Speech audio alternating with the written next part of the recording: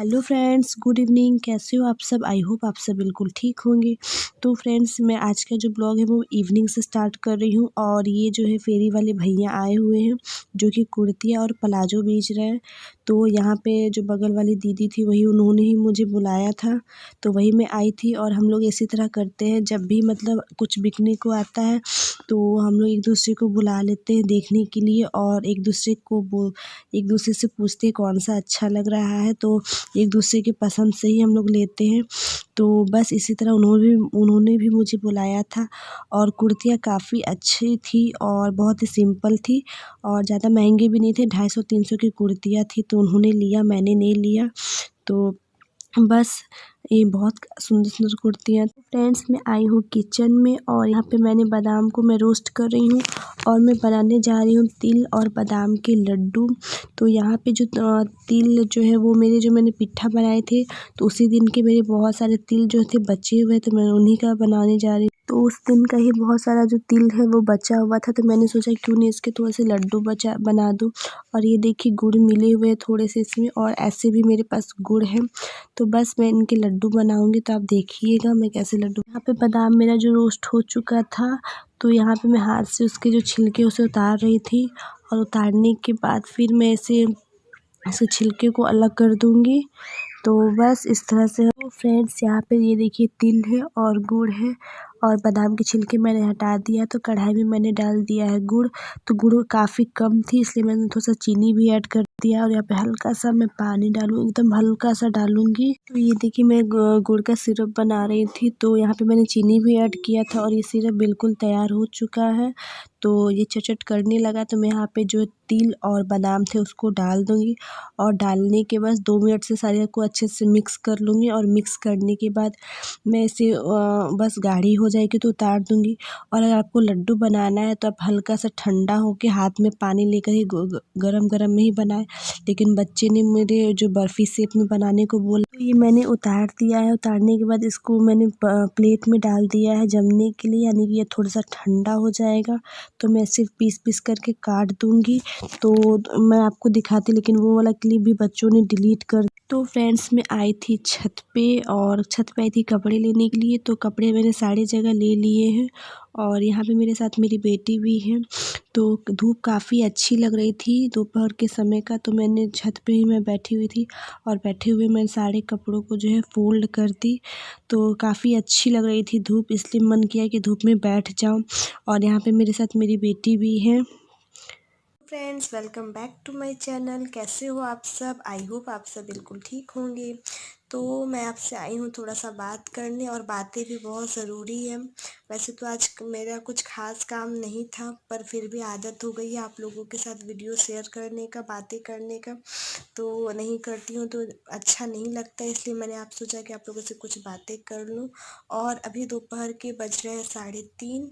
तो बस आई थी बेड पे, और इस टाइम जो है थोड़ा सा मुझे टाइम मिलता है।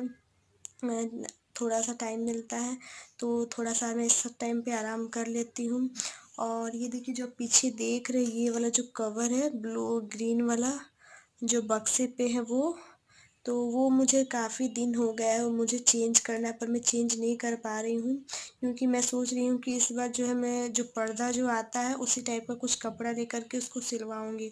तो जब मैं ऐसे तो मैं पहले साड़ी का ही बनाई थी, और साड़ी का ही सोच रही थी बनाने, पर साड़ी वाला जो है वो उतना अच्छा नहीं लगता। तो मार्केट में कभी जाऊँगी तो उसको फिर कपड़ा लेकर के आऊँगी, तब मैं उसको सिलने के लिए दे दूँगी।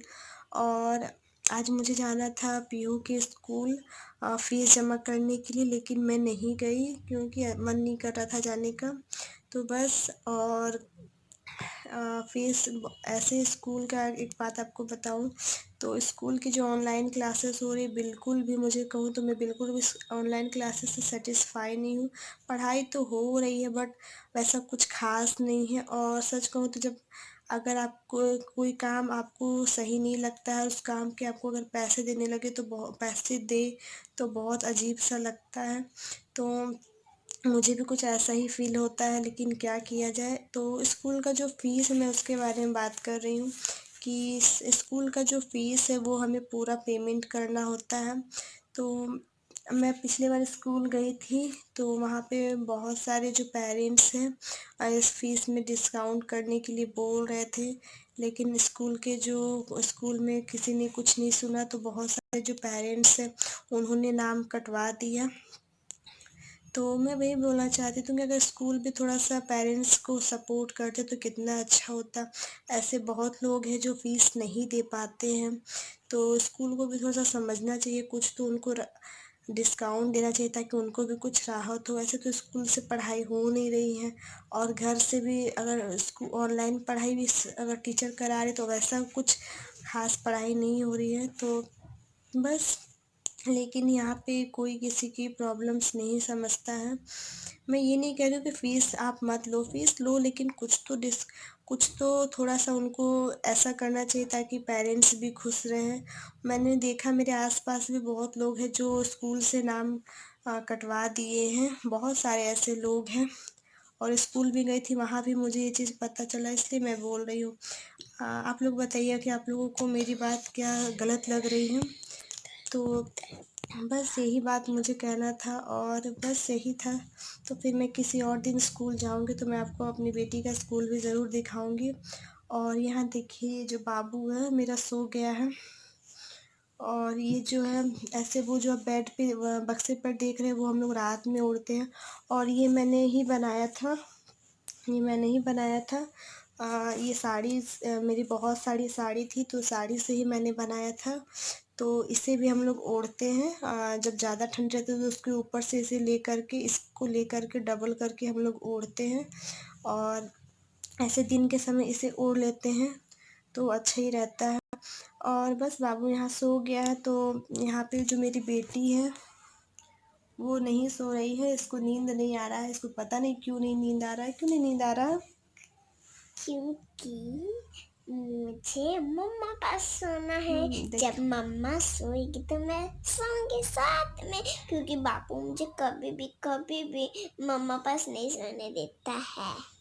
सारे बच्चे का एक ही धुन। मेरे बच्चों में तो रोज़ झगड़ा होता है, मुझे मम्मा के पास ऐसे सो। दोनों बच्चे ये देखिए, दोनों मेरे ही पास सोते हैं, लेकिन इनको मेरे शक्ल को देख के सोना होता है। जब जिनके तरफ मैं मुँह करूँगी तब इनको, अभी बाबू की तरफ मैं मुँह करती हूँ तो बाबू सोता है। तो इसलिए ये जागी हुई है कि कब बाबू सोएगा, कब मम्मी मेरे तरफ मुँह करेगी, फेस करेगी, तो फेस मैं इसकी तरफ करूँगी तब ये सोएगी। तो ऐसे तो मेरी बेटी बहुत समझदार है। ऐसे बाबू की तरफ ही फेस करके सोती हूँ, लेकिन अपनी बेटी को मैं समझाती हूँ तो ये समझ जाती है। बट बच्चे हैं तो कभी-कभी ज़िद करते हैं, पर कोई बात नहीं, अभी मैं पीहू की तरफ ही फेस करूँगी ताकि ये भी खुश रहे। तो बस यही था। और सच कहूँ तो बेटियाँ बहुत प्यारी होती है, क्योंकि हर प्रॉब्लम को जल्दी समझ जाती हैं, और मेरी बेटी भी बहुत प्यारी है, मेरी बहुत हेल्प भी करती है। तो चलिए, बस आज मुझे यही इतना ही सब मुझे कहना था, और आज का यही था ब्लॉग। आई होप आपको अच्छा लगा होगा। तो चलिए, बस मैं मिलूँगी आपको अपने नेक्स्ट ब्लॉग के साथ, और अब हम लोग जा रहे हैं सोने के लिए। तो चलिए, तब तक मैं थैंक यू फॉर वॉचिंग। मिलूँगी नेक्स्ट ब्लॉग के साथ।